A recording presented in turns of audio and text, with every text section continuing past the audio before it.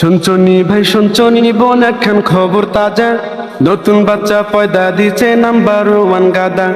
একজন হইল জয় আর একজন হইল বীর, তাদের হইল বাবা দেশের নাম্বার ওয়ান পীর।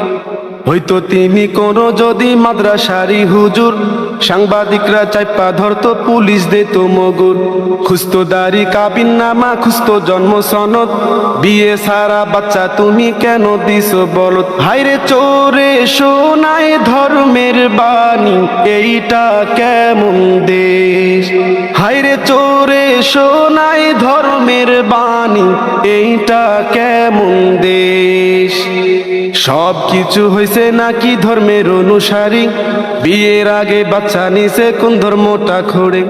মুসলমান নাম করিয়া সবাইকে দিয়েছে ধোকা, দেশের সকল জনগণ কি আছে এখনো বোকা। হায়রে চোরে সোনায় ধর্মের বাণী, এইটা কেমন দেশ। হায়রে চোরে সোনায় ধর্মের বাণী, এইটা কেমন দেশ। ইস্যুর ওপর হিসু কইরা পুরা নিশু চাপা, গুঞ্জন উঠছে প্রেগনেন্ট হইব কুঞ্জন সেরি আপা। একজনে কয় মা হইব বাবার দরকার নাই, এমন অশ্লীল কথা শুইনা বলো কোথায় যাই।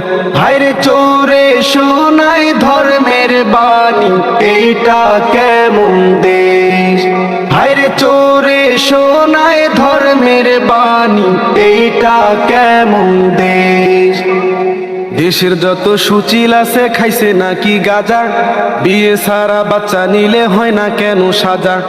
মামুনুল হক বিয়ে করলো তারে পাঠায় জেলে, লাইবে আসি অপু কান্দে সঙ্গে তাহার ছেলে।